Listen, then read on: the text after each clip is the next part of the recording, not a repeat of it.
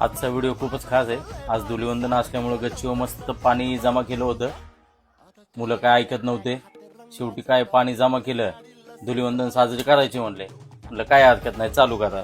मग काय उन्नतीने कलर लावायचं काम चालू केलं। नाव्या पण कलर लावतीये, पप्पाला शोधत शोधत आली बरोबर माझ्याकडे, म्हणली कलर लावायचा।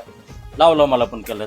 ते झाले की मग आमचे भाचे आले, विशालला पण कलर लावून टाकला। मग म्हणलं मामा फोटो काढायचा आहे, फोटो काढला। फोटो काढल्यानंतर सोहम आला, कृष्ण आला। मग काय केला डान्स चालू केला। मस्त एन्जॉय चालू आहे। सगळे डान्स करतात ते मस्त पैकी, सगळ्यांचा एन्जॉय चाललेला आहे।